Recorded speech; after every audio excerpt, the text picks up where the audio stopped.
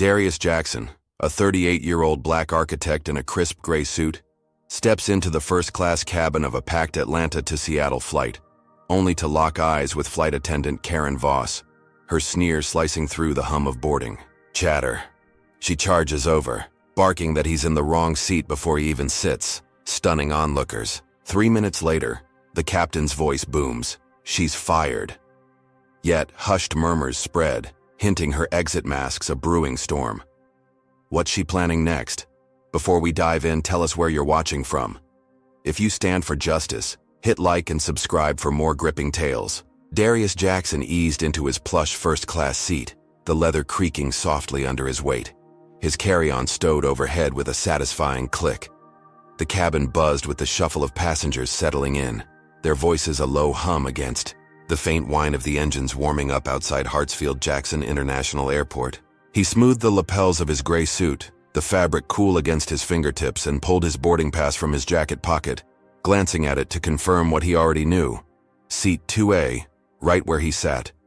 His broad shoulders relaxed, and a flicker of pride warmed his chest.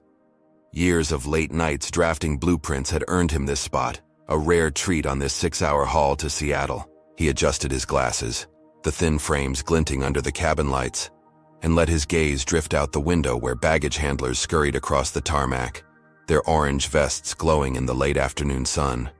The plane smelled of recycled air and faint traces of lavender cleaner, a sterile calm before takeoff. Then a shadow fell over him, sharp and uninvited. He turned his head, and there she was, Karen Voss, the flight attendant from the galley, her blonde hair pulled tight into a bun, her uniform pristine but her face twisted with something sour. Her blue eyes narrowed, locking onto him like he was a smudge on her perfectly ordered world. Before he could speak, her voice sliced through the air, loud enough to turn heads 3 rows back. "Excuse me, sir. You're in the wrong seat. You need to move. Now." Her words snapped out, clipped and accusatory, dripping with an edge that made the couple across the aisle freeze mid-conversation. Darius blinked, caught off guard, his pulse quickening as the cabin's hum faltered. He tilted his head slightly, keeping his tone even, smooth as polished steel. "I'm in 2A. This is my seat." He held up his boarding pass, the paper crisp between his fingers, offering it to her with a steady hand. She snatched it, her manicured nails brushing his skin, and scanned it with a frown that deepened into a scowl.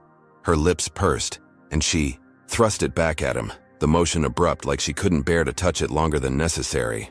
"This doesn't look right," she said, her voice tightening, each syllable laced with disbelief. "People like you don't belong up here." The words landed like a slap, raw and unfiltered, her racism hanging in the air for everyone to hear.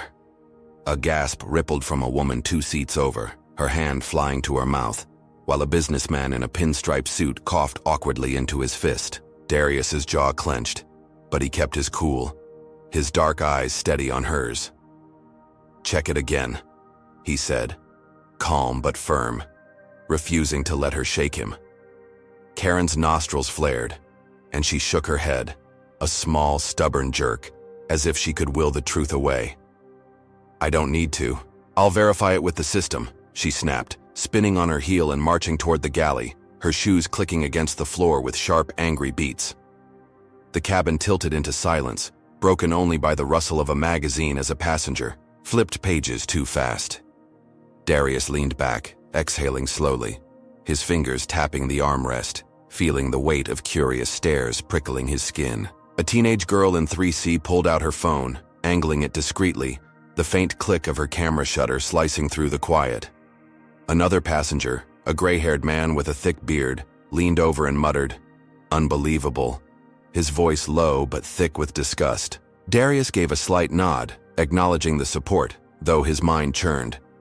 He'd dealt with this before, the sidelong glances, the assumptions, but never so loud, so public.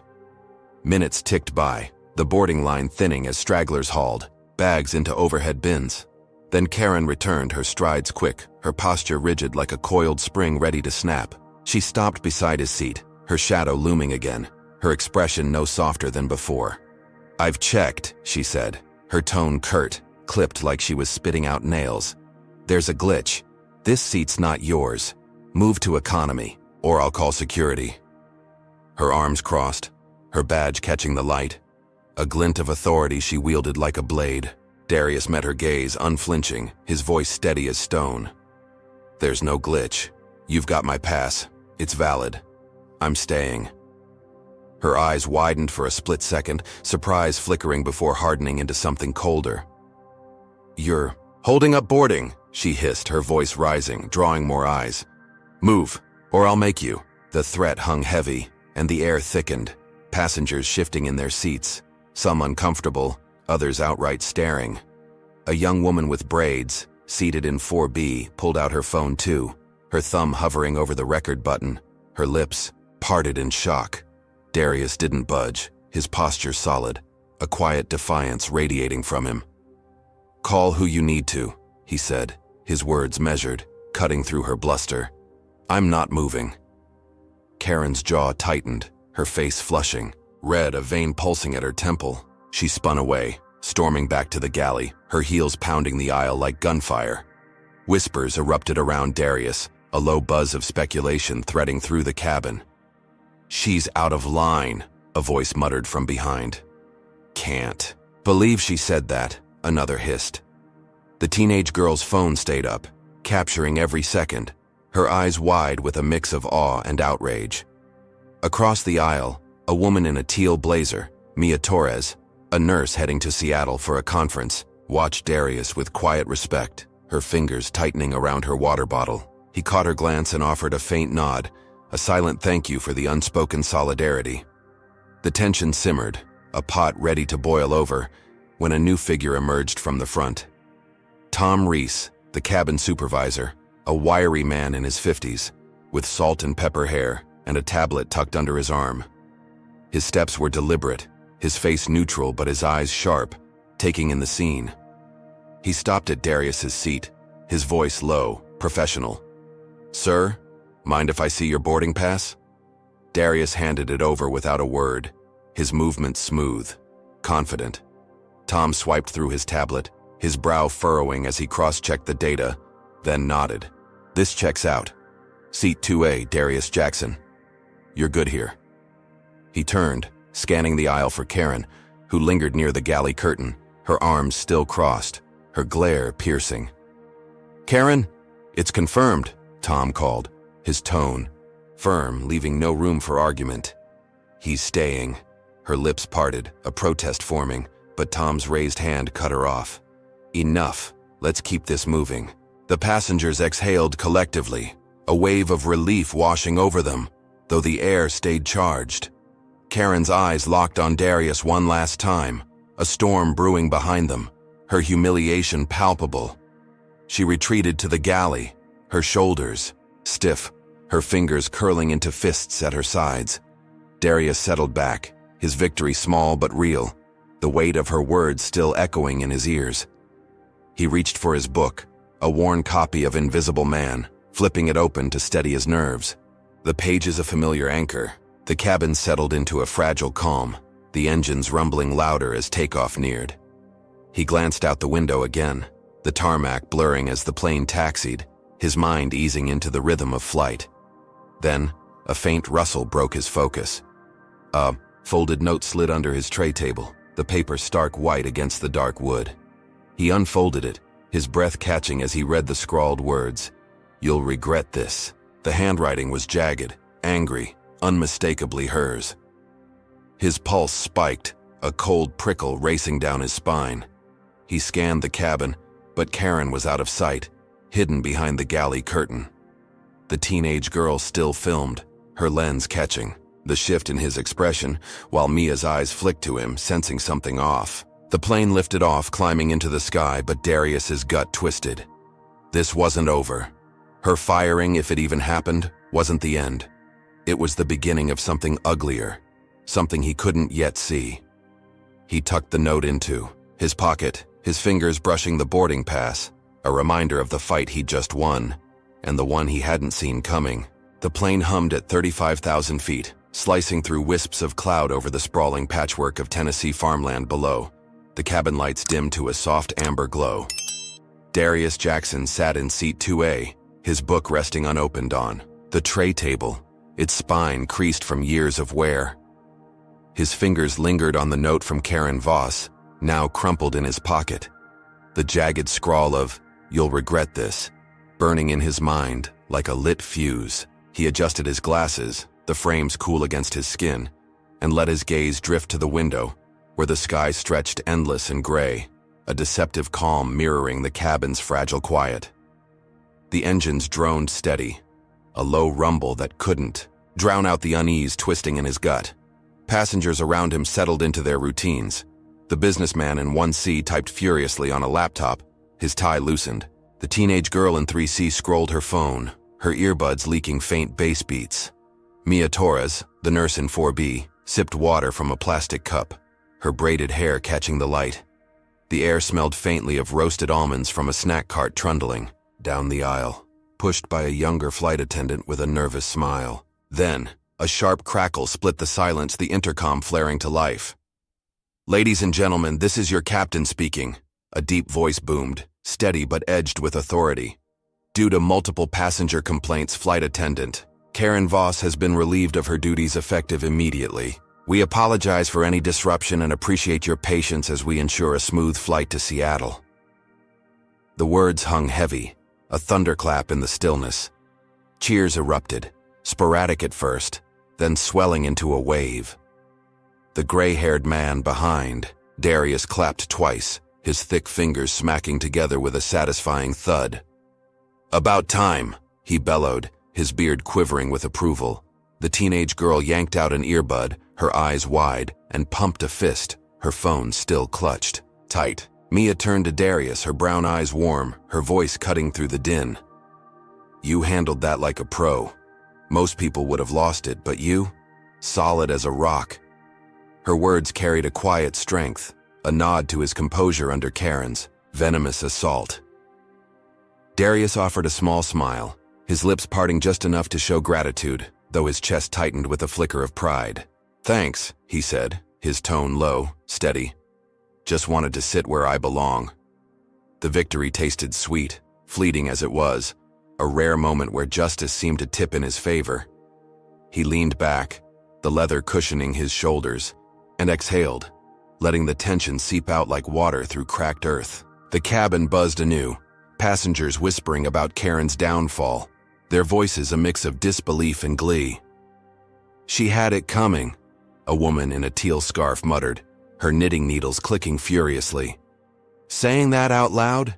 In front of everyone?" The businessman glanced up from his screen, his brow furrowed. "Airline's got no choice now. She's toast." Darius's fingers brushed the note again, its edges sharp against his skin, but he pushed it down, willing himself to savor the win. Karen was gone, publicly shamed, her authority stripped mid-flight.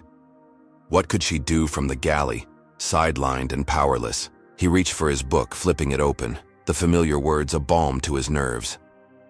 The plane sailed on, the sky outside darkening as dusk crept in, a thin line of orange hugging the horizon.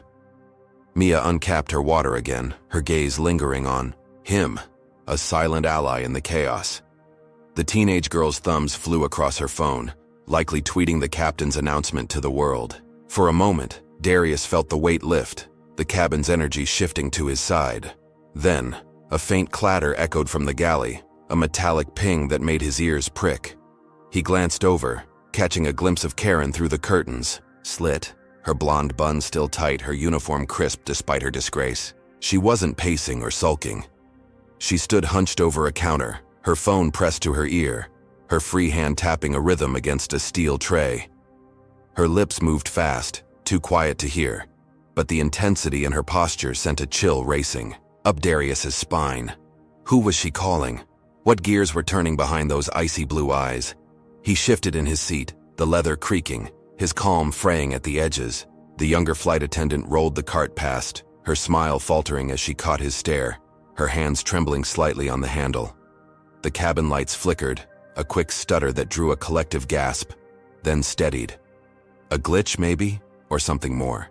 Darius's pulse quickened, the note's threat pulsing louder in his mind. Karen's firing wasn't the end. It was a spark. She vanished behind the curtain, her phone call done, and the galley fell silent. Minutes later, Tom Reese, the supervisor, emerged, his tablet glowing in his hand, his face etched with fatigue. He moved down the aisle, checking on passengers, his voice a murmur as he reassured the woman with the scarf.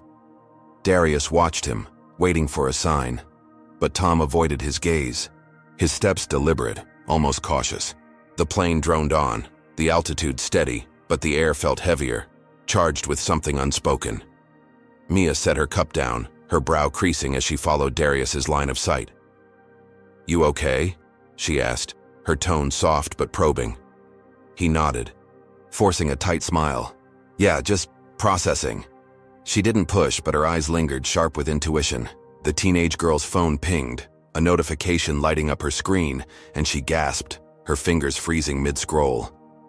"No way," she whispered, loud enough for Darius to hear. He turned, catching her stunned expression, but before he could ask, the lights flickered again, longer this time, a shudder rippling through the cabin. The cheers from earlier faded, replaced by uneasy murmurs. "What's going on up there?" the businessman grumbled, slamming his laptop shut. Darius's hand tightened on his book, the victory slipping through his fingers like sand. Karen's call, the flickers, the note. They weren't random. She was plotting something, her shaming only fuel for a bigger fire. He glanced out the window again, the sky now a deep bruise of purple, the horizon swallowed by night. The plane soared over Missouri halfway to Seattle, but the real journey was just beginning. What had she set in motion? Hey folks, if you think Karen got what she deserved, drop a #1 in the comments. If you're furious she'd stoop this low even after getting canned, hit that like button to show some love for Darius's fight. And if you're all in for seeing justice unfold in wild, unexpected ways, subscribe now. We've got so much more coming your way. Tell us, what's the boldest stand you've taken against unfairness? Now here's the real kicker. What's Karen whispering into that phone? Could it be a petty jab? Or is she cooking up something way darker to hit Darius? Where it hurts? Stick around to find it. The plane cruised at a steady hum, slicing through the ink-black sky somewhere over Kansas. The cabin bathed in a muted glow from overhead lights that buzzed faintly with each passing minute. Darius Jackson sat rigid in seat 2A, his book abandoned, on the tray table, its pages fluttering slightly in the recycled air.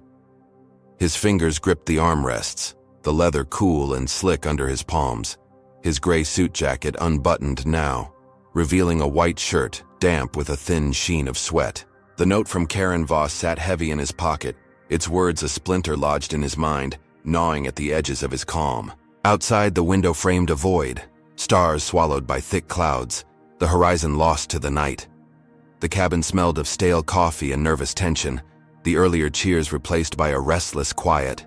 Mia Torres, across the aisle, flipped through, a medical journal, her pen tapping a slow rhythm against the page, her brow creased with unease. The teenage girl in 3C slept, her phone dark in her lap, earbuds dangling loose. Then, without warning, the plane lurched, a violent jolt that sent cups clattering off trays and yanked a scream from the woman with the teal scarf 3 rows back. The cabin tilted sharply, oxygen masks dropping from the ceiling in a tangle of yellow plastic, their tubes swaying like vines. Passengers gasped, hands clawing for the masks, voices rising in a chaotic swell. "What's happening?" the businessman in 1C shouted, his laptop sliding to the floor with a dull thud. Darius's heart slammed against his ribs, his breath catching as he yanked the mask over his face, the rubber cold and bitter against his lips.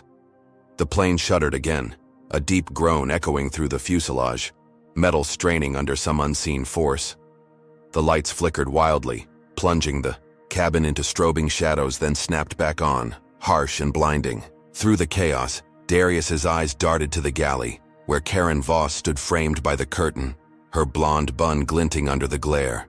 Her lips curled into a smirk, faint but unmistakable, her arms crossed casually over her chest. Then, as the plane leveled slightly, she slipped a hand into her apron pocket, the metallic glint of a wrench catching the light before vanishing from sight. His stomach dropped. a cold certainty locking into place. She'd done this. The turbulence wasn't natural. It was her handiwork, a calculated strike masked as a glitch. The intercom crackled, Tom Reese's voice cutting through the panic, strained but steady. "Everyone, please remain seated and secure your masks. We're experiencing unexpected turbulence. Stay calm." The words did little to soothe the cabin, where whimpers mingled with the creak of seats as passengers braced themselves. Mia met Darius's gaze, her eyes wide, her journal crumpled in her lap. "This isn't normal," she mouthed, her voice lost to the din. He nodded, his jaw tight, his mind racing. The plane steadied, the shaking easing into a tense hum, but the air felt electric, primed for the next blow. Then Karen emerged, her strides purposeful, her uniform pristine despite the chaos. She leaned toward Tom, who stood near the front, his tablet trembling in his hands. Her voice was low, but Darius caught the venom in her tone, her finger jabbing toward him. "He threatened me earlier, said he'd make me pay. Check his bag, he's got something in there." The lie was bold, brazen, her eyes glinting with malice as she spun her tale. Tom's face tightened, his gaze flicking to Darius, uncertainty clouding his features. "That's a serious accusation, Karen," he said, his voice low, wary. "I've got proof," she snapped, pulling out her phone, her thumb swiping to a grainy photo of Darius holding the note. Snapped from an angle that made it look like he was writing it. "He slipped this to me, said he'd crash us all." The passengers nearby turned, their stares piercing, a mix of fear and suspicion. The teenage girl stirred, blinking awake, her hand fumbling for her phone. Mia's pen froze, her lips parting, in disbelief. Darius's pulse roared in his ears, his calm fracturing under the weight of her audacity. "That's nonsense," he said, his voice rising, firm but controlled. "She gave me that note. She's lying." Karen's smirk widened, a predator scenting blood. "Why would I risk my job over you? You're the one causing trouble." Tom hesitated, his fingers tightening on the tablet, then sighed. "Sir, I need to restrain you until we sort this out, for everyone's safety." Before Darius could protest, 2 crew members flanked him, their hands rough as they yanked, his arms behind his back. Cold metal bit into his wrists, the handcuffs clicking shut with a finality that echoed in the cabin. Gasps rippled through the seats, the woman with the scarf clutching her knitting needles like a weapon. "This is insane," Mia shouted, standing halfway, her journal tumbling to the floor. "He's done nothing." The teenage girl's phone was up now, filming, her breaths quick and shallow.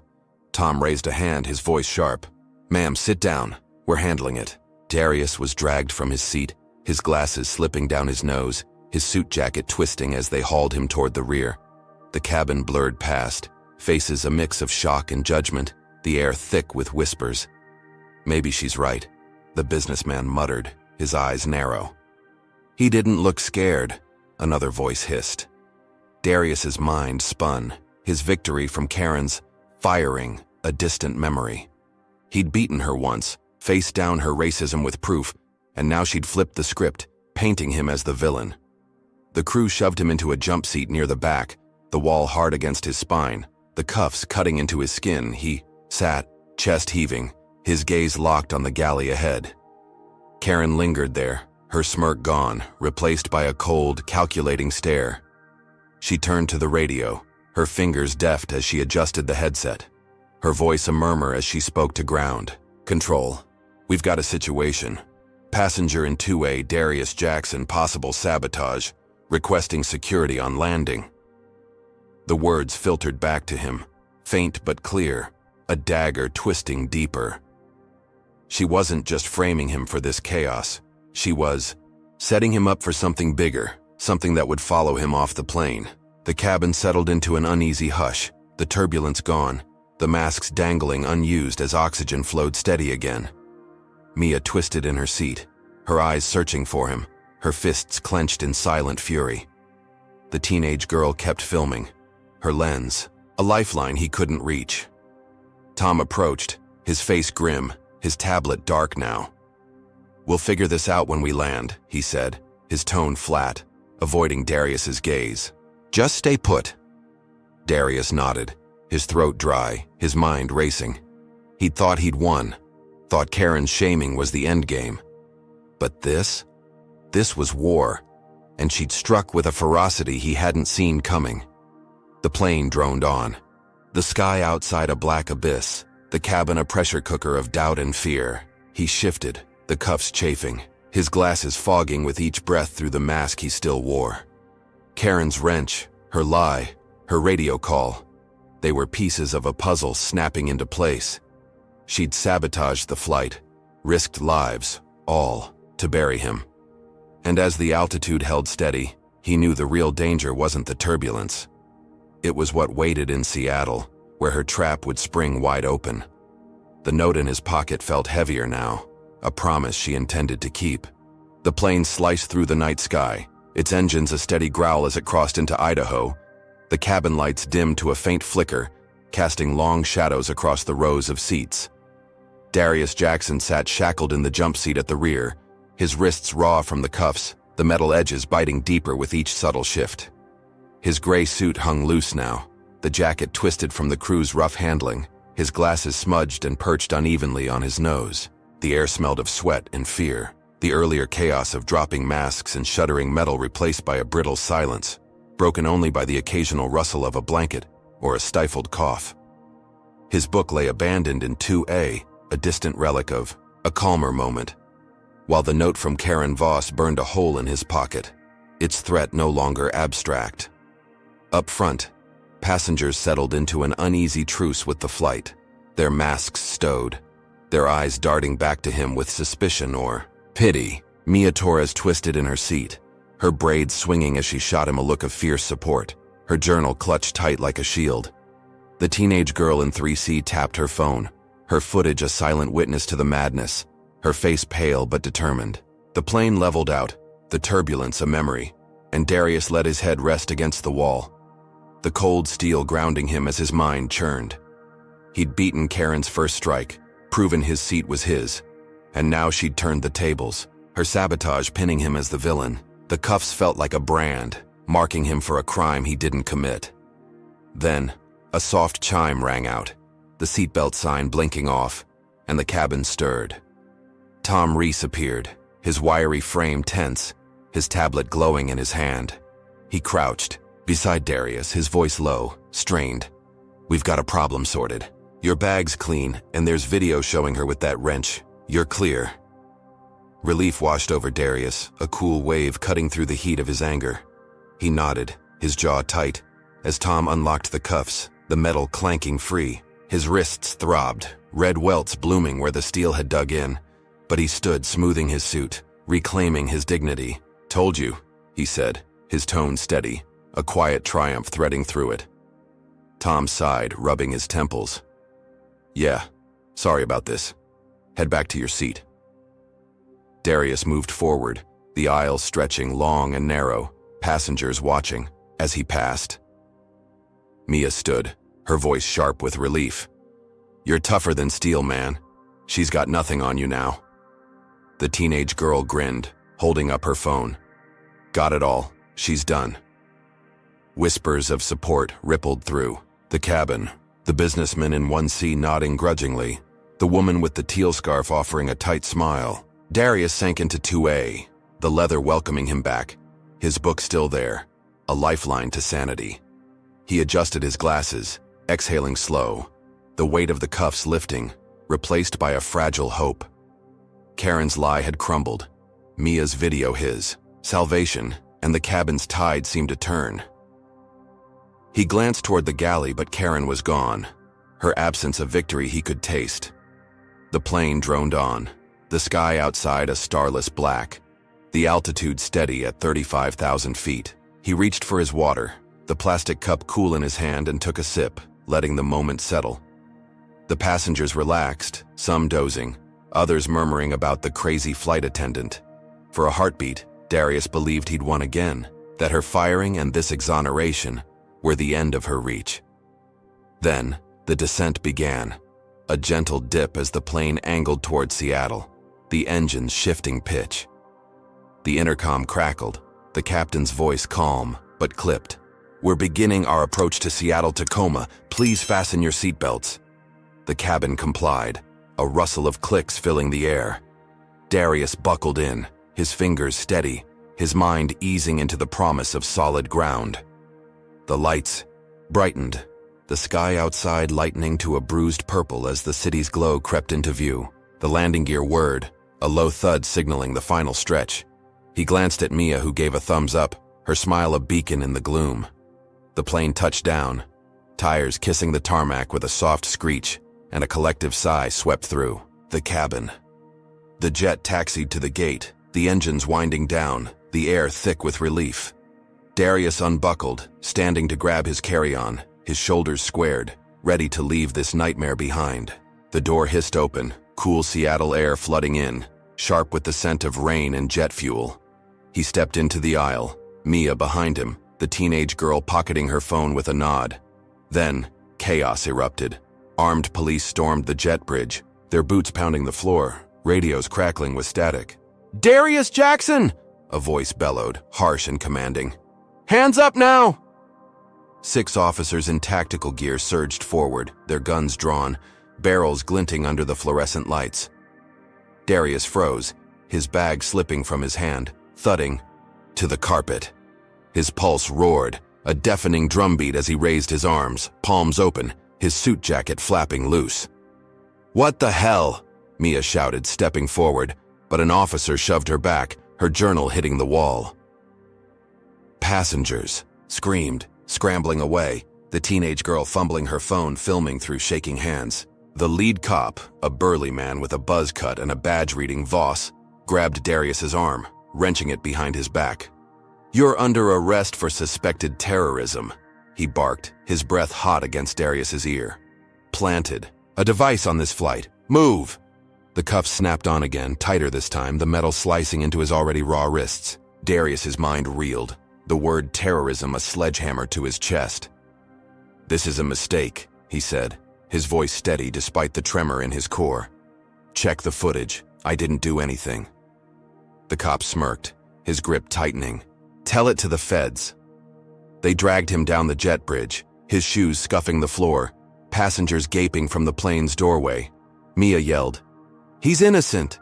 She set him up."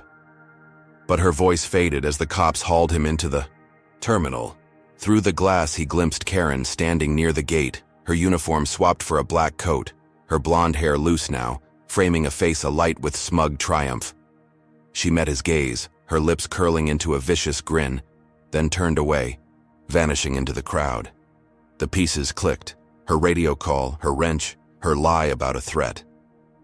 She'd called ahead, spun a tale of a bomb, and this cop, Voss, her brother maybe, was her hammer. Sirens wailed outside, red and blue lights flashing across the tarmac as they shoved him toward a waiting van. "You've got the wrong guy," Darius said, his tone firm, his eyes locked on the lead cop. "She sabotaged the plane, not me." The cop laughed, a harsh bark. "Sure, buddy, save it." The van door slammed shut, the darkness swallowing him, the cuffs a cold reminder of her reach. He'd thought the video cleared him, thought her firing was the end game. But this was her real play, a counterattack so brutal it turned his victory to ash.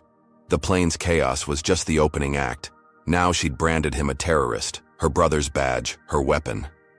The van lurched forward, tires squealing, and Darius's mind raced. He'd beaten her twice, once with his ticket, once with the footage. But this? This was a war he hadn't seen coming, and Seattle was her battlefield. The police van screeched through Seattle's rain-slicked streets, its tires cutting sharp arcs across the wet pavement, the siren a piercing wail that drowned out the city's midnight hum. Darius Jackson sat in the back, his wrists cuffed tight. Behind him, the metal grinding against his raw skin, sending jolts of pain up his arms.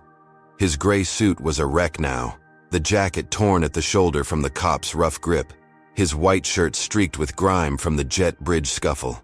The van smelled of mildew and motor oil, the air thick and stale, pressing against his chest as he fought to steady his breathing. His glasses sat crooked on his nose, one lens smudged with a fingerprint he couldn't wipe away, blurring the dim glow of the van's interior light.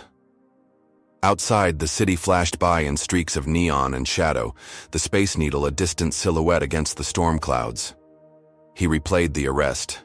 Karen Voss's smug grin burned into his mind.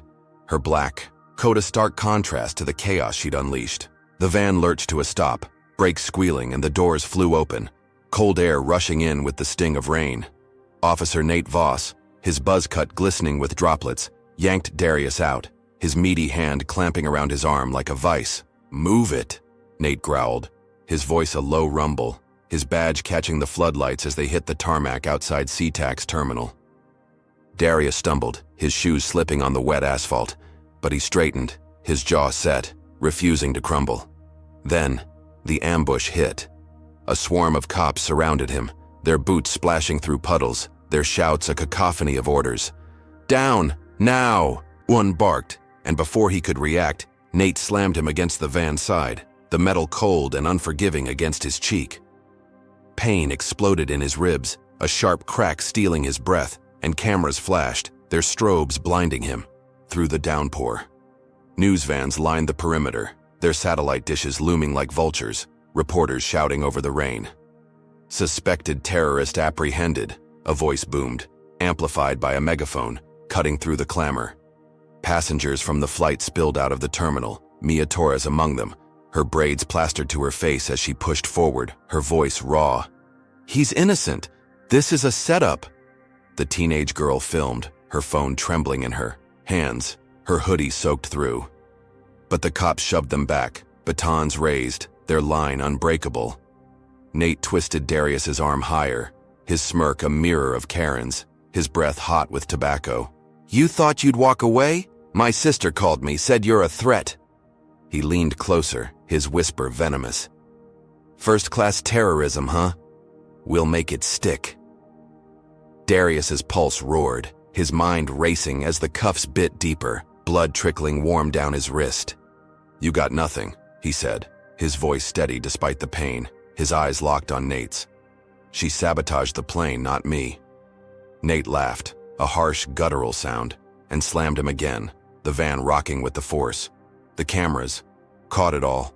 Flashes popping like gunfire, the footage streaming live to screens across the city. "Breaking news," a reporter's voice cut through, crisp and urgent.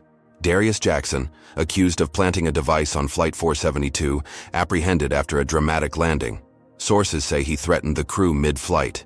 The lie spread like wildfire, the crowd swelling, some shouting slurs, others gaping in horror.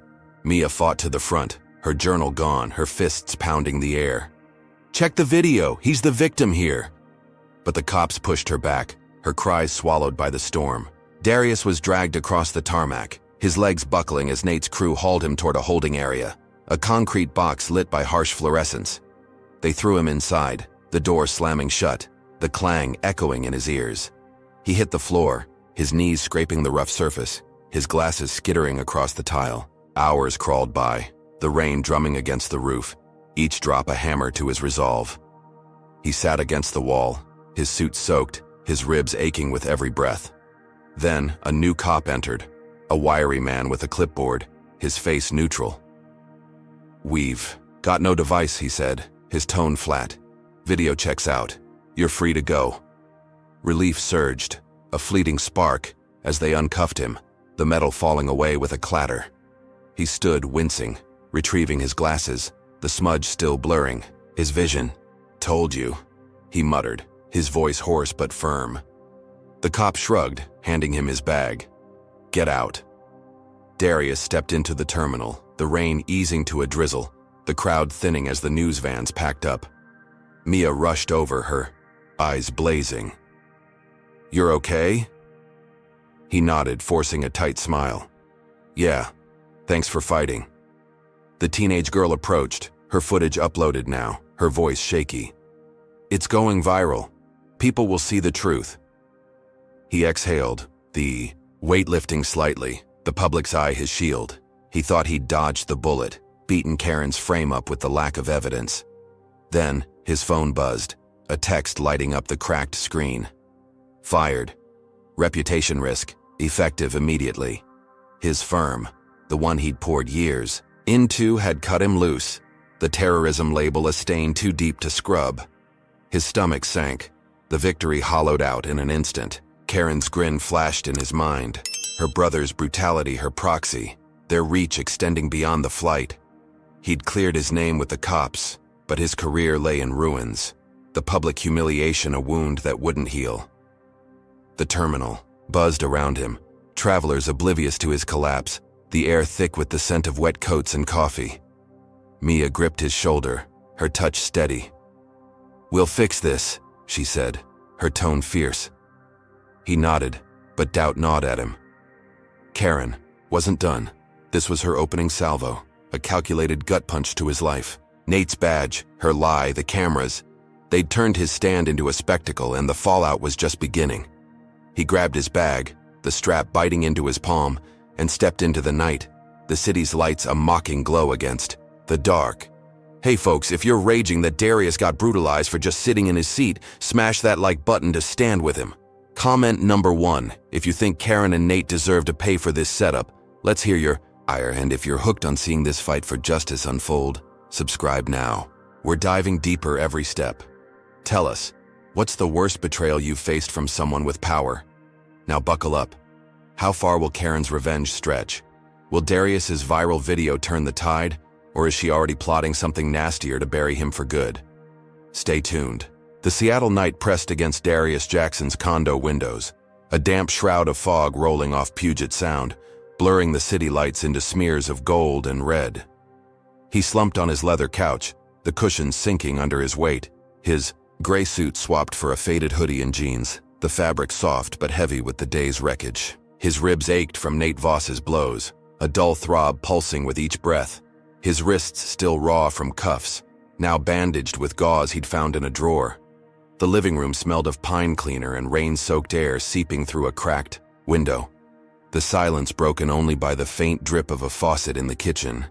His phone lay dark on the coffee table, the cracked screen a mute witness to his firm's betrayal. The text, "Fired.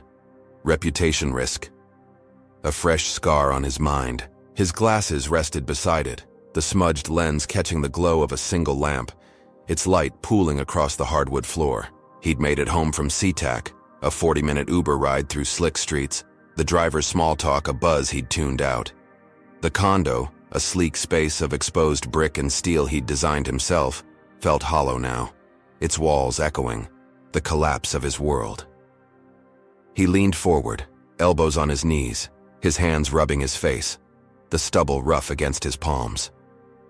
Mia's words, "We'll fix this," rang in his ears. A lifeline he clung to as he pulled his laptop closer, its screen flickering to life. The teenage girl's footage from the flight had hit the internet, uploaded an hour ago, and he clicked play, the shaky video filling the room with familiar chaos. Karen's wrench, his cuffs, Nate's brutality. Comments scrolled fast, outraged, supportive, a tidal wave of voices calling out the injustice. "This man's a hero," one read. "That cop's a thug," another spat. Views climbed past 10,000, then 20, the numbers ticking up like a heartbeat. Darius exhaled, a spark of hope igniting. He posted the link on his own socials, tagging news outlets, his fingers flying across the keys with a defiance he hadn't felt since the plane. "This is the truth," he typed. "I won't let them bury me." He hit send, the post lighting up with likes, retweets, a roar of virtual fists raised with him. His chest loosened, the tide turning, the public's eye a shield against Karen's lies. He stood, stretching his sore limbs, and shuffled to the kitchen, the tile cool under his socks. He grabbed a glass, filling it from the sink, the water sharp and metallic on his tongue. For a moment, he believed he'd flipped the script, that this viral wave would drown her revenge. Then, the night shattered. The front door exploded inward, wood splintering with a deafening crack, the lock tearing free in a spray of shards. Darius dropped the glass, it smashing on the floor, water pooling as 3 figures stormed in, their boots thudding heavy on the hardwood. Nate Voss led them, his buzz cut glinting under the lamp, his police uniform swapped for a black jacket, his eyes wild with rage. 2 others flanked him, hulking men in ski masks, their fists clenched, one gripping a baseball bat, its wood scuffed. and dark. "You think you're smart?" Nate snarled, his voice a guttural growl, his baton swinging loose in his hand. "Posting that video? Big mistake." Darius backed up, his pulse hammering, his hands raised. "Get out," he said, his tone steady despite the fear clawing his chest. "You've got no right here." Nate laughed, a vicious bark, and lunged, his baton cracking across Darius's shoulder, pain flaring white-hot. He stumbled, crashing into the counter, dishes clattering to the floor. The masked men moved fast, one swinging the bat into a shelf, books and glass tumbling in a chaotic heap, the other grabbing a can of spray paint from a bag, its nozzle hissing as red slurs slashed across the brick walls. "Thug. Terrorist. Go back!" The stench of aerosol stung Darius's nose, his vision swimming as Nate grabbed his hoodie, slamming him against the fridge, the handle digging into his spine. "Karen says hi," Nate hissed, his breath sour with beer, his fist driving into Darius's gut, air rushing out in a choked gasp. Darius doubled over, his ribs screaming, but he swung back, his knuckles grazing Nate's jaw, a fleeting hit before the Batman tackled him, pinning him to the floor. The wood pressed cold against his cheek, his glasses gone, lost in the fray. Blood trickled from his lip, warm and coppery as Nate loomed over him, his boot grinding into Darius's hand, bones creaking under the pressure.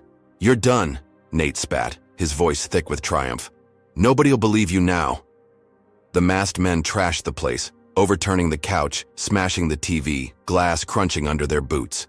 Darius fought to breathe, his body a map of bruises, his mind racing. He'd won online, turned the narrative, and this was their answer, a raw personal strike to break him. Then, Nate crouched, his face inches away, and dropped a photo onto the floor, its edges curling in the damp. Darius's eyes widened, his heart seizing. It was Tanya, his sister, smiling in her nurse's scrubs, her face circled in red marker, a jagged "She's next" scrawled beside it. "Leave her alone," Darius rasped, his voice a broken shard, his hands clawing at the floor. Nate grinned, his teeth bared. Too late. He stood kicking the photo closer and signaled his crew. They retreated, boots pounding out the door, the night swallowing them as fast as they'd come. Silence fell, heavy and suffocating, the condo a war zone of shattered furniture and hateful words. Darius pushed up, wincing, his body screaming, blood dripping onto the tile. He grabbed the photo, his fingers trembling, Tanya's face a beacon in the dark. His phone buzzed, the screen lighting up with notifications. 30,000 views now, comments flooding in, the video a wildfire. He'd struck back, exposed them, and this was their counterpunch, a brutal invasion to silence him, a threat to the one person he'd die for. He staggered to the sink, splashing water on his face, the cold jolting him awake. His victory online had lit a fuse, and Karen, through Nate, had detonated it, her reach deeper, crueler than he'd imagined. He found his glasses, cracked but wearable, and slipped them on, the world sharpening into focus. The walls glared back, their slurs a taunt, Tanya's photo a ticking clock. He'd thought he'd turned it around, thought the public's roar would protect him. But this was a new battlefield, personal and vicious, and they'd drawn first blood. He grabbed his phone, his fingers slick with sweat, and dialed Tanya, the line ringing unanswered, each tone a stab to his gut. The condo loomed around him, its ruin a testament to their rage, the night outside a void promising worse to come. The Seattle dawn crept through the shattered blinds of Darius Jackson's condo, a pale gray light spilling across the wreckage, painting the red slurs on the walls in sickly hues. He stood hunched over the kitchen counter, his hoodie stained, with dried blood, his jeans ripped at the knee from the night's brawl. His ribs pulsed with a deep gnawing ache, his busted lips swollen and tender, the taste of copper lingering on his tongue. His cracked glasses perched unevenly on his nose, one lens spiderwebbed but still functional, framing a world tilted sharp with urgency. The air smelled of spray paint and broken glass, the faucet's drip a relentless metronome against the silence. Tanya's photo lay beside his phone, her circled face a silent scream, the "She's next" scrawl a blade to his heart. He'd called her 10 times, each unanswered ring tightening the knot in his chest, her voicemail a cold wall he couldn't breach. His laptop glowed on the counter. The viral video now at 50,000 views, comments piling up like bricks. In a fortress, justice for Darius. Cops are corrupt. But the triumph felt hollow, drowned by the ruin around him. He grabbed his keys, the jagged edges biting his palm, and stumbled out, the condo's splintered door banging shut behind him. The stairwell echoed with his uneven steps, his sneakers scuffing the concrete, his breath ragged as he hit the street. Rain had stopped, leaving the pavement slick and gleaming under a sky bruised with clouds. His beat-up sedan waited in the lot, its blue paint chipped, a relic of better days. He slid in, the leather seat cold against his back, and gunned the engine, tires squealing as he peeled toward Tanya's house in Rainier Valley, 15 miles south.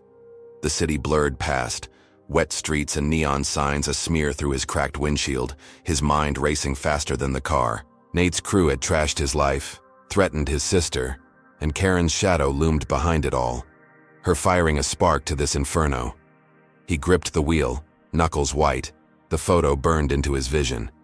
Tanya, his little sister, the nurse, who'd patched him up after schoolyard fights, who'd cried when he landed his first big contract. She didn't deserve this. The drive stretched endless, traffic lights mocking him with red, until he screeched into her quiet street, bungalows lining the block, her yellow house a beacon at the end. He parked crooked, bolting out, his ribs screaming as he sprinted to her porch. The door hung ajar, wood splintered at the lock and his stomach dropped, a cold sweat breaking across his skin. "Tanya!" he shouted, his voice raw, cracking the morning stillness.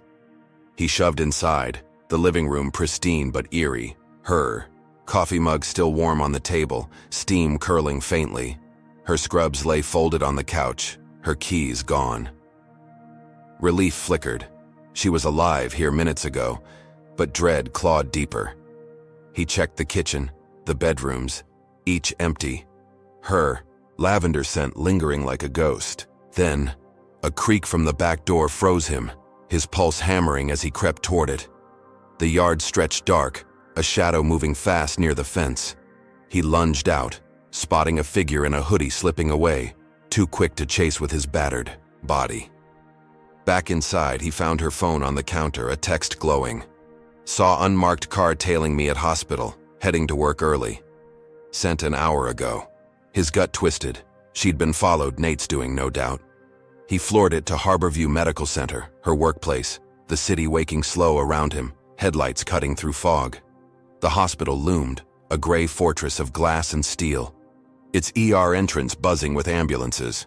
He parked, sloppy, hobbling in, his hoodie a stark contrast to the sterile white halls. Nurses bustled, their shoes squeaking on linoleum, the air sharp with antiseptic. He found Tanya at the triage desk, her scrubs crisp, her braids pulled back, her face tight with strain. "Darius?" she gasped, rushing over, her hands hovering over his bruises. "What happened?" He pulled her aside, his voice low, urgent. "Nate Voss and his crew hit my place, left this." He thrust the photo at her, her eyes widening as she traced the red circle. "They're after you now." "You saw a car?" She nodded, her fingers trembling. "Black sedan, no plates. Followed me from the lot. Then 2 cops came in an hour ago asking about you, saying you confessed to the plane thing. I told them it's bullshit." Anger flared in her voice, her fists clenching. Darius's mind raced. Nate's harassment, pinning his confession on Tanya, another layer of Karen's revenge. He grabbed her laptop from her bag, hacking the hospital's security feed with skills from his tech days, his fingers flying over keys, grainy footage loaded. The sedan circling the lot, 2 uniformed cops, Nate's lackeys, grilling Tanya at the desk, her defiance clear. He saved it, emailing it to himself, proof to clear his name again. "Got him," he said, a grim smile, breaking through. "They're lying, and this shows it." Tanya squeezed his arm, her resolve steeling. "We'll fight this." He felt the tide shift, their bond a weapon, the footage his ammo. Then, his phone buzzed, a news alert. "Darius, Jackson threatens family, audio evidence surfaces. His blood ran cold as he clicked, a distorted clip of his voice. "I'll make Tanya pay," doctored from some old call, now live on every outlet. Karen's handiwork, leaked to twist the public against him. Tanya's face paled, her breath hitching. "That's not you." He nodded, fury boiling. "She's framing me as a monster." The hospital hummed around them, patients shuffling past, oblivious to the storm. He'd saved Tanya, turned the tables with the footage, thought he'd struck back. Until this. Karen's counterattack was ruthless, personal, painting him a traitor to his own blood. Nurses whispered, glancing his way, the audio spreading, like poison. He pulled Tanya close, his voice a growl. "They won't win." But doubt gnawed, his condo trashed, his job gone. Now this lie tearing at his family. Nate's tale, the cops' lies, the fake audio. It was a noose tightening. Karen's vengeance a tidal wave he couldn't outrun. He clutched the laptop. The footage his lifeline, but the world was turning and he was sinking fast. The hospital's fluorescent lights buzzed overhead, casting a sterile glare across the triage desk where Darius Jackson stood beside his sister Tanya. Her scrubs wrinkled from a long shift, her braids tight against her scalp. His hoodie clung to his bruised frame, the fabric stiff with dried blood, his jeans torn at the knee, his cracked glasses slipping down his nose. His ribs throbbed with each shallow breath, his lip pulsing where Nate's fist had landed, but his eyes burned with a fierce resolve. The air smelled of bleach and tension. The hum of the ER a distant drone as nurses shuffled past, their glances sharp with suspicion. Tanya's laptop sat open between them, the hacked security footage paused on Nate's lackeys harassing her, a lifeline in their fight. Her phone glowed with the fake audio. "I'll make Tanya pay." It's distorted, echo looping on news sites. Karen Voss's latest dagger now viral at 80,000 plays. Darius's hands clenched, his knuckles raw, as he watched the hospital TV flicker to a live broadcast, his face plastered across the screen. "Darius Jackson, flight terrorist, now threatens family." The anchor's voice boomed, cold and clinical, the doctored clip replaying behind her. Tanya's grip tightened on his arm, her voice a hiss. "They're eating it up." He nodded, fury simmering, but he had a plan. He pulled his own phone, the cracked screen flaring as he uploaded the hospital footage to his socials, tagging every outlet with a caption. "This is the truth. Cops lie. Audio's fake." He hit post, the video rocketing past 100,000 views in minutes, comments exploding. "He's innocent. Karen's a monster," a counterwave crashing against her lies. Tanya exhaled, a flicker of hope in her eyes. "You're turning it," she said, her tone steadying. He drove back to his condo, the city a blur of wet streets and dawn fog, dropping Tanya at a friend's to hide from Nate's reach. The ruined living room greeted him, slurs glaring red on the walls, glass crunching under his sneakers. He grabbed his laptop, tracking the footage's spread. 200,000 views now, trending nationwide. Protests sparked outside Karen's last known address, a rented duplex in Tacoma. Her name a curse on picket signs. "Fire her for real." "Justice now."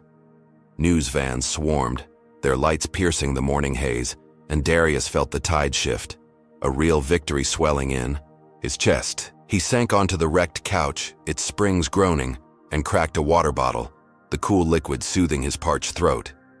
Karen was in hiding, her scheme backfiring, the public's roar his armor. He'd beaten her again, flipped the narrative. With raw proof, thought he'd finally cornered her. Then the storm broke. His phone buzzed, alerts piling up, 300,000 views, but the comments shifted, venomous now. "He's lying. Family traitor." Tabloids ran the audio on loop, airline insiders leaking proof he'd staged the flight chaos, their headlines screaming, "Black man terrorizes flight family." The hospital footage drowned under a flood of bots and trolls, his truth buried in noise. Outside, tires screeched, a crowd gathering, their shouts filtering through the cracked window. "Terrorist! Get him!" Darius stood, his pulse spiking, peering out as a mob swelled. 20, then 50, faces twisted with rage, some clutching bricks, others pipes. They'd bought Karen's lie, her allies in the airline fanning the flames, turning his stand into a target. The first brick smashed through the window, glass shattering inward, shards slicing his arm as he ducked. Pain flared, blood welling, hot, and the mob roared, a second brick thudding against the wall, plaster crumbling. He grabbed his laptop, bolting for the back door as boots pounded the porch, the front entrance buckling under a battering ram. "You can't hide," a voice bellowed thick with hate, as pipes clanged against the frame, wood splintering. Darius burst into the alley, rain stinging his cuts, his sneakers slipping on wet concrete. The mob spilled around the building, cutting off the street, their shadows looming in the fog. A pipe swung, grazing his shoulder, pain exploding as he stumbled, his laptop slipping, screen cracking on the pavement. He scrambled up, heart hammering, and sprinted, their shouts a thunder at his heels. "Lynch him! He's done!" A racist tide unleashed by Karen's audio, her revenge twisting strangers into executioners. He darted through a side street, fog cloaking him, his breath ragged, ribs screaming. A car screeched past, nearly clipping him, its horn blaring as he dove behind a dumpster, the stench of rot choking him. The mob's roar faded, their footsteps scattering, and he crouched, blood dripping onto the asphalt, his hoodie torn wider now. He'd survived. Barely. His condo trashed again. His life a hunted thing. He'd thought the protest nailed her, thought the footage was his shield. Until this. Then, his phone buzzed, a text from Tanya. "Cops took me, saying I helped you, on the plane." His blood froze, the screen shaking in his hand. Nate's crew had struck, arresting her with lies, Karen's next blow landing harder, crueler. He'd exposed her, turned the public, only for her to weaponize it. Her allies burying him in a media lynch mob and snatching Tanya as collateral. The alley stretched dark, rain pooling around him, his body a map of wounds. He clutched the phone, the cracked laptop at his feet, his victory ash in his mouth. Karen wasn't hiding. She was hunting, and this was her checkmate, a public and personal gutting he couldn't outrun. "Hey, folks, if you're boiling that a mob turned on Darius over a fake audio, slam that like button to back his fight." Comment. Number 1. If you think Karen's gone too far, twisting the world against him, let's see your fury. And if you're gripped by this battle against a system stacked to crush him, subscribe now. We're not stopping here. Tell us, what's the wildest lie you've seen turn a crowd? Now brace yourselves. With Tanya nabbed, how deep does Karen's net reach? Will Darius claw back from this brink, or has she rigged a trap he can't escape? Next part's coming hot. The Seattle rain hammered the alley where Darius Jackson crouched behind a dumpster, its rusted edge biting into his palm, the stench of garbage thick in his lungs. His hoodie hung in tatters, soaked with blood and water, his jeans caked with mud from the mob's chase, his cracked glasses fogging with each ragged breath. His ribs screamed, a sharp stab with every move, his arm oozing red from a glass shard's kiss, the cracked laptop at his feet a shattered lifeline. The city loomed dark around him, fog curling through the streets, the mob's shouts fading into an eerie hum as they scattered, their pipes and bricks left behind. His phone buzzed in his pocket. Tanya's text. "Cops took me, saying I helped you on the plane." A weight sinking deeper into his gut. He stood, wincing, his sneakers squelching as he scooped up the laptop, its screen flickering but alive. The hospital footage, his proof, was still there. A fragile thread against Karen, Voss's web. He limped to his sedan, parked blocks away, the engine coughing to life as he peeled toward downtown, the courthouse his only shot. The streets blurred past, headlights slicing through mist, his mind a storm of fury and focus. Tanya, locked up, on lies was Karen's cruelest strike yet, and he'd be damned if he let it stand. He'd sued the airline days ago, a desperate jab after Nate's invasion, and now it was his weapon. The courthouse loomed, a gray slab of stone against the dawn, its steps slick as he staggered up, clutching the laptop like a shield. Inside, the halls echoed with his uneven steps, marble cold underfoot, the air thick with polish and power. He filed an emergency motion, his voice hoarse but firm to the clerk, a young woman with wide eyes who nodded fast. "For my sister. She's innocent. Hours later, he sat in a courtroom, his suit swapped for a borrowed blazer from a legal aid lawyer, its fit loose over his battered frame. The judge, a stern woman with silver hair, banged her gavel, the sound a gunshot in the quiet. "Darius, Jackson versus Sky High Airlines," she intoned, her gaze piercing. His lawyer, a wiry man named Eli, laid out the case. Karen's sabotage, Nate's brutality, the airline's cover-up. Darius played the hospital footage, the screen flickering as Nate's lackeys grilled Tanya, their lies exposed. The airline's attorney, a slick suit with a shark's grin, squirmed, his defense thin. "Unsubstantiated," he blustered. But the judge's frown deepened. "I'm issuing a warrant for Karen Voss," she declared, her voice steel. "Her actions endangered lives. Case pending." Cheers erupted from a handful of supporters, Mia Torres among them, her braids swinging as she clapped, her eyes fierce. Darius exhaled, a flood of relief washing over him, his biggest win yet. Karen was cornered, the law finally baring its teeth. He rushed to the precinct, the footage his key, demanding Tanya's release. She emerged hours later, her scrubs rumpled, her face drawn but unbroken, throwing her arms around him. "You did it," she whispered, her voice cracking. He grinned, pain forgotten, the courthouse victory a beacon in the dark. They drove to a diner, neon buzzing outside, the smell of coffee and grease a bomb as they slid into a booth. Tanya sipped water, her hand steady now, and he felt the tide turn, his sister free, Karen on the ropes. He'd flipped the script, thought he'd won, until Nate struck back. The next day, Tanya's trial hit, a sham rigged by Nate's judge, Buddy, a paunchy man with a crooked tie named Hargrove. Darius stormed the courthouse again, Mia's flight footage in hand, the wrench scene his ace. The courtroom buzzed, reporters packing the benches, their pens scratching fast. Hargrove sneered as the prosecution spun a tale. Tanya aided Darius's terrorism, fake evidence piling up, forged texts, doctored logs. "She's complicit," the DA barked, his glasses glinting.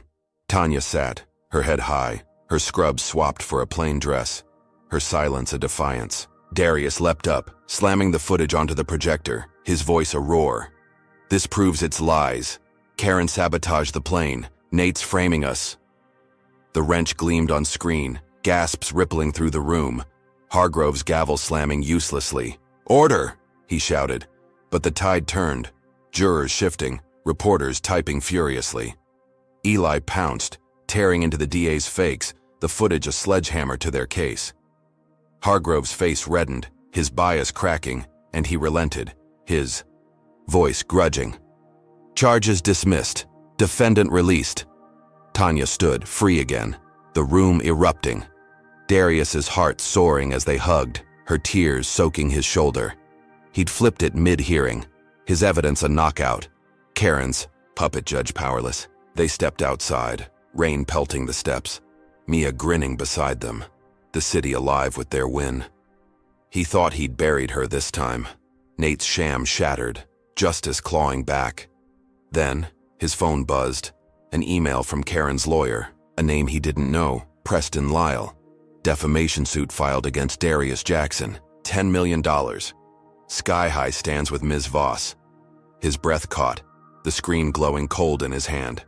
A countersue, backed by a racist billionaire, some tycoon tied to the airline, their legal muscle a wall of suits and cash. Tanya's eyes widened, her voice a whisper. They won't stop. He nodded, dread sinking in, the victory souring fast. The courthouse win, Tanya's freedom. It was a peak, his boldest strike yet. But Karen's retaliation loomed larger, a tidal wave of debt and threats. Preston's name linked to a mogul, Richard Hale, a man known for crushing dissent with money and malice, his fortune built on shady deals.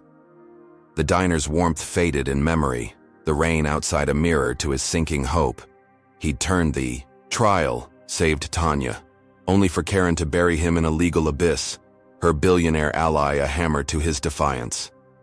The courthouse steps stretched empty now, the city's hum a taunt, his body a map of scars, his bank account a ghost soon to be gutted. He clutched the phone, the footage his shield, But this fight was shifting. Karen's war a machine he couldn't outpace. The Seattle dusk settled heavy over the city, a thick shroud of clouds choking the skyline. The rain reduced to a fine mist that clung to Darius Jackson's battered hoodie as he stood outside the diner, his breath fogging in the chill. His jeans stuck to his legs, damp and stiff, his cracked glasses fogged at the edges, framing a world blurred with exhaustion and resolve. His ribs ached, a persistent fire beneath his skin. His arm bandaged where glass had sliced him, the pain a dull roar he'd learned to ignore.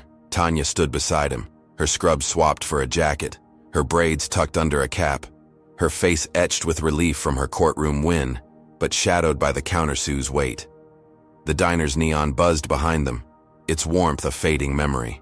As they faced the courthouse steps, the email from Preston Lyle, defamation suit $10 million, a cold blade in Darius's gut. His phone glowed in his hand, the cracked screen a testament to his fight, the hospital footage and Mia's flight video his only armor. The city hummed around them, headlights slicing through the mist, horns a distant wail as he turned to Tanya.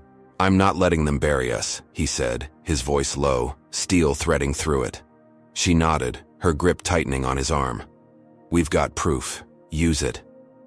He drove to a friend's basement office, a cluttered space of flickering bulbs and humming servers, the air thick with dust and coffee. Jamal, a wiry tech whiz with dreads and a quick grin, cracked his knuckles over a keyboard, his setup a tangle of wires and screens. "Let's dig," he said, diving into the airline's digital underbelly at Darius's nod.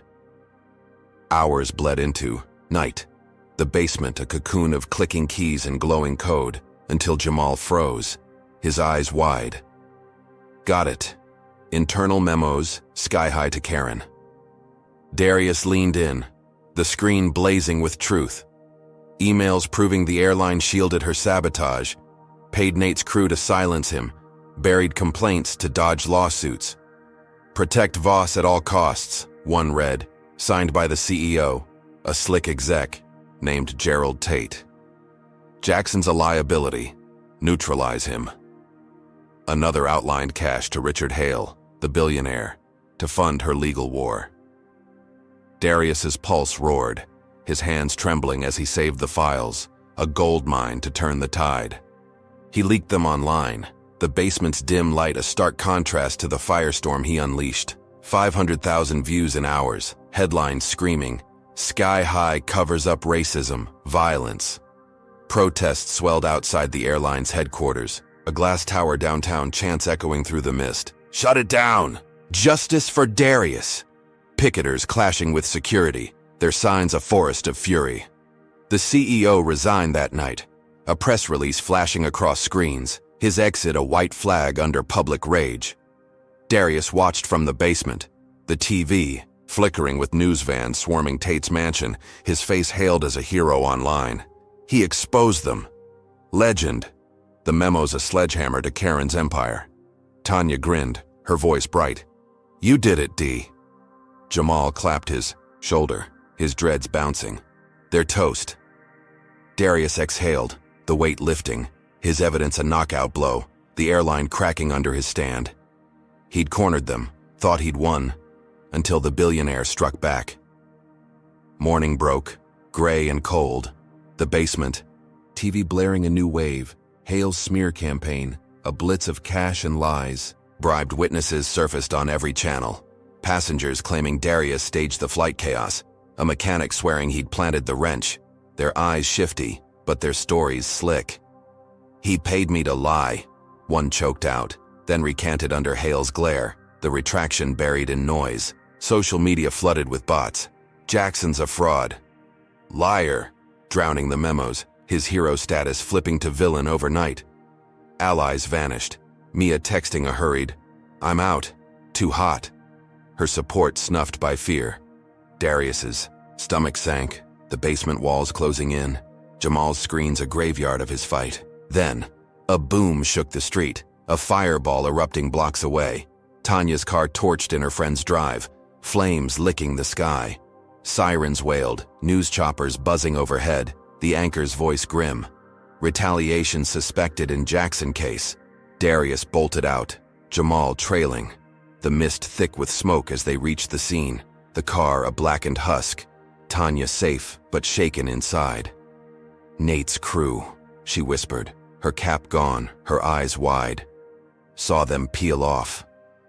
Darius's fists clenched, blood seeping through his bandage, the memos his sword now dulled by Hale's war chest. Karen's puppet master had escalated, firebombing his sister's life as a warning, crushing his momentum with a tidal wave of lies and violence.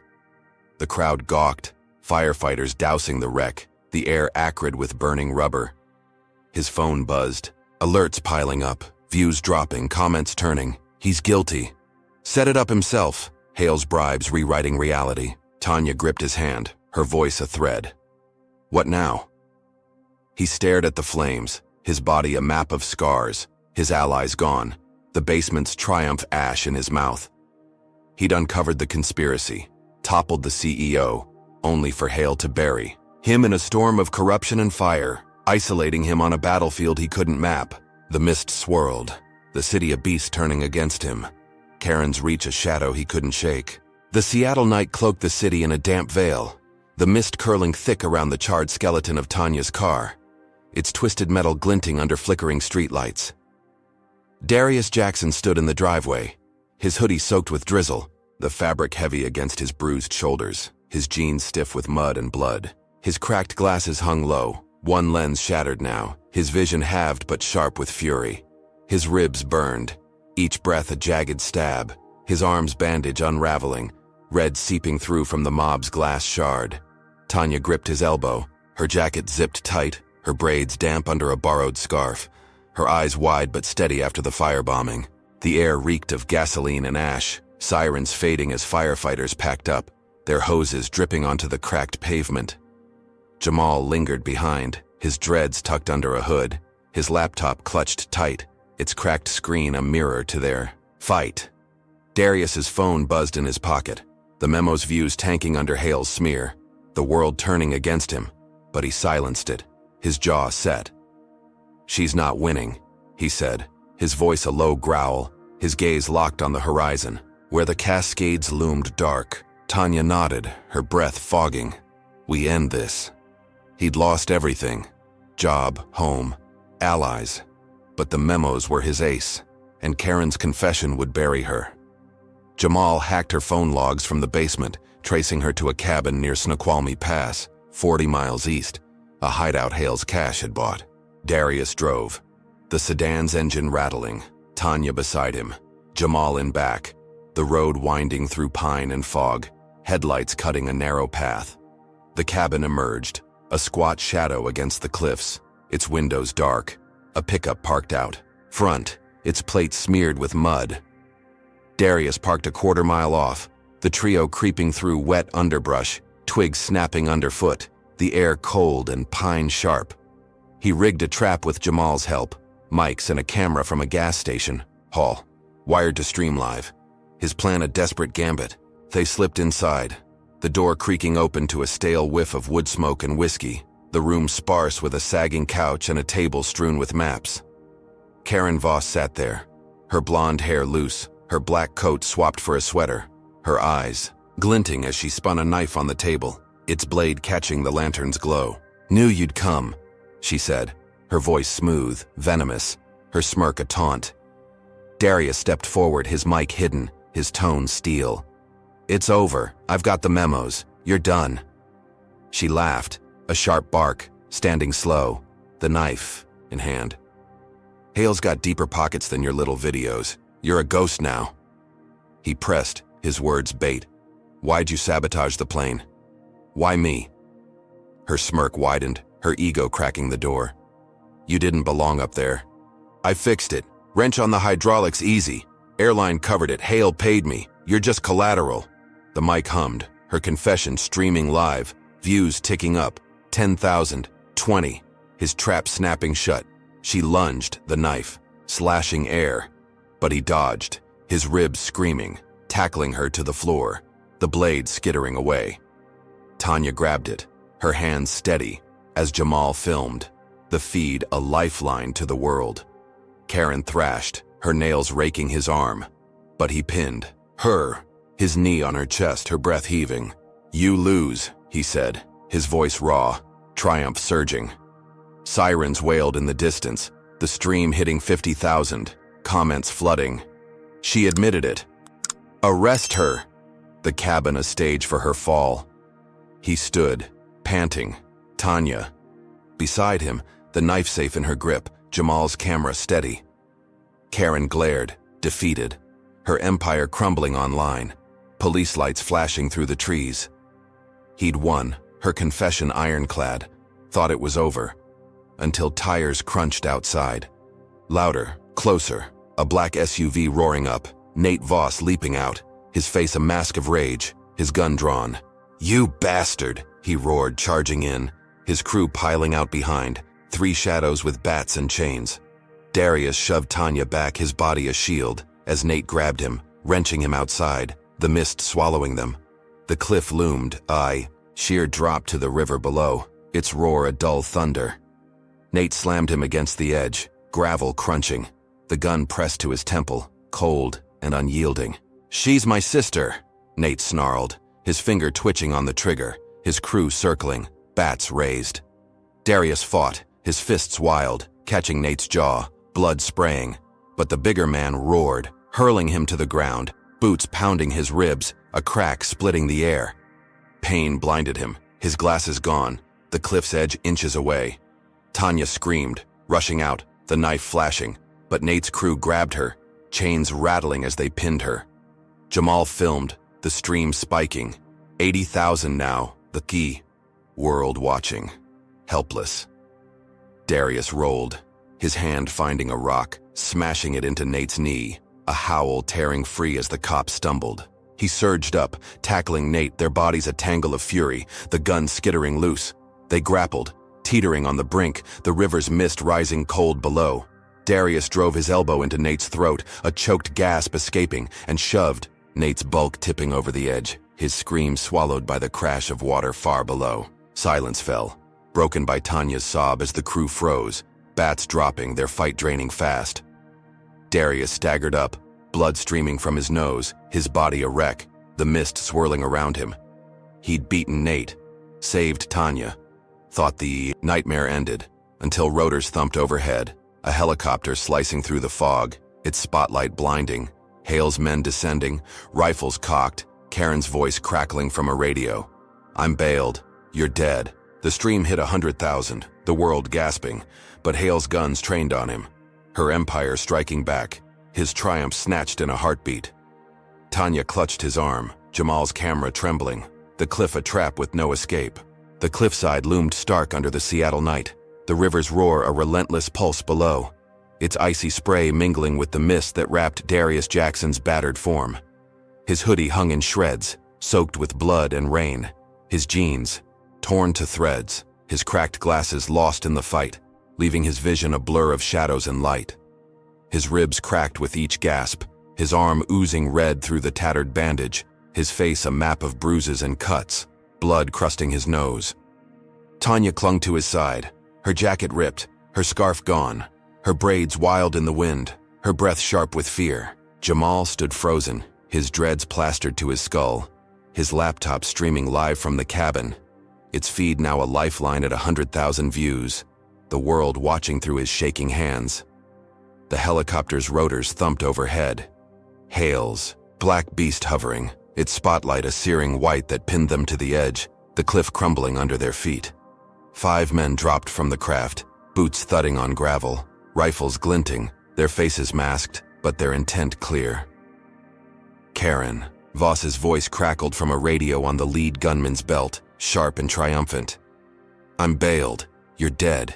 Her words sliced through the roar, a venomous promise, her empire unbroken despite the confession, Hale's cash a shield.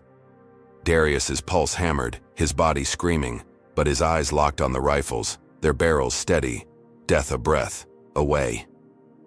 Tanya gripped his hand, her voice a whisper. "We're trapped." He nodded, his mind racing, the stream his only play. The gunman fanned out, cutting off the cabin, the cliff the only path left.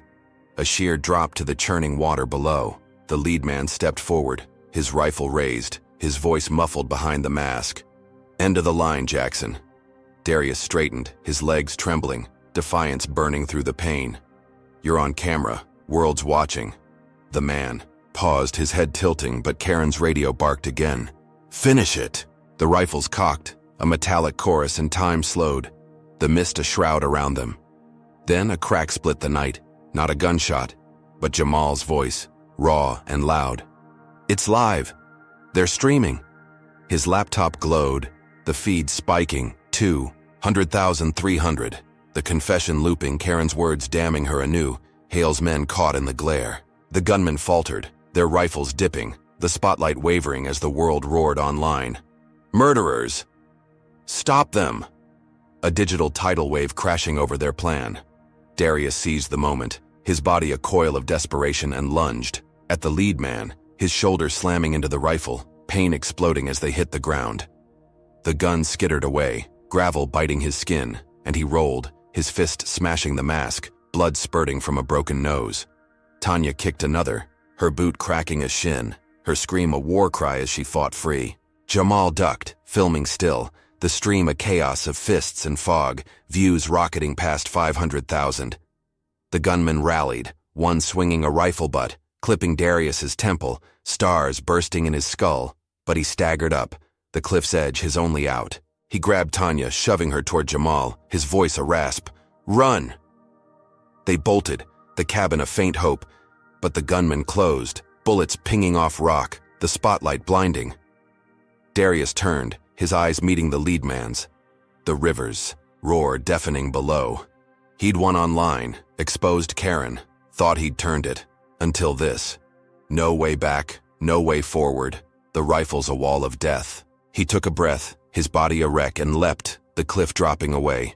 The world tilting as he plunged into the mist, the icy water rushing up fast. The impact stole his air, the current yanking him under, rocks battering his limbs. Darkness, swallowing him whole. Tanya's scream faded, the helicopter's thump a distant pulse, the stream cutting to black, 600,000 viewers gasping as he vanished. Weeks later, the fallout burned bright. Karen's empire crumbled, the confession, and Hale's ambush lived for millions, her bail revoked, jail doors slamming shut on fraud and conspiracy charges. Sky High tanked, bankruptcy filings piling up, the memos and footage a noose around its neck. Hale's men scattered, 2 caught, their masks off on the news, his fortune bleeding under lawsuits, the billionaire a pariah. Tanya mourned. Her brother, presumed dead, the river searched but empty, her tears a quiet storm in a rebuilt life. Jamal's stream hit 10 million views posthumously, Darius a legend, his stand a spark that torched a corrupt machine. The cabin stood silent, the cliff a grave, the city moving on, justice bitter, but one. Then, a shadow stirred. In a Portland dive bar, 300 miles south, a man slipped into a booth, his face scarred, his eyes hidden behind new glasses, a hoodie masking his frame. Darius Jackson sipped a beer, his ribs still tender, his arm healed but stiff. The river's pull a miracle he'd survived, crawling ashore miles downstream, a ghost reborn. He'd surfaced after weeks, the current his cloak, Hale's files, snatched from a drop point Jamal had traced, evidence to sink the billionaire for good. His phone buzzed, an encrypted email sent to the feds, bank records, voice logs, Hale's empire gutted in one stroke. He smiled, faint but fierce, free at last, the fight won on his terms. Tanya rebuilt, safe now, the world believing him gone, his legend a shield. He'd leapt, flipped the script, turned death to victory, thought it was over, until a call crackled through a burner phone, a voice he knew too well, icy and alive. "You didn't think I'd stay locked up, did you?" Karen's whisper chilled his blood, her escape a shadow creeping back, the war not done. He set the beer down, his hand steady, the bars hum a backdrop to his resolve, the fight stretching on, a legend unbroken. Darius Jackson's harrowing journey in this story reveals raw truths about resilience, systemic bias, and the power of truth in the face of unrelenting adversity. The first lesson is unwavering courage. Darius faced overt racism from Karen Voss, brutal retaliation from her brother Nate, and a corporate conspiracy fueled by billionaire Richard Hale. Yet he never backed down.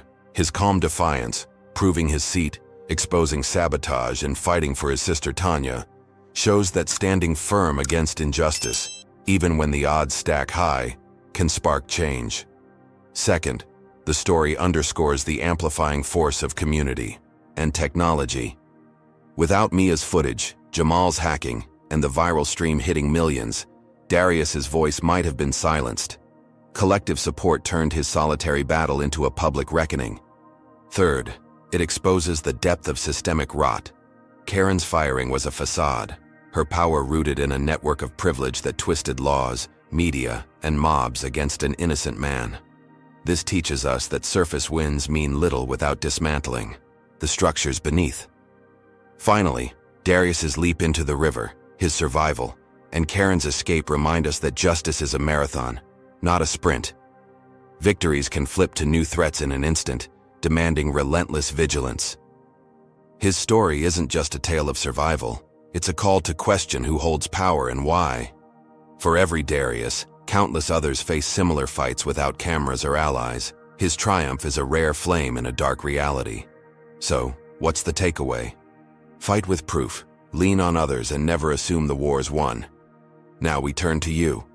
What's the toughest stand you've taken against unfairness? Drop your thoughts in the comments, hit like if Darius's grit fired you up, and subscribe for more tales of defiance. Share this to amplify the unheard. Thanks for riding this wild journey with us. Here's to courage lighting the way forward.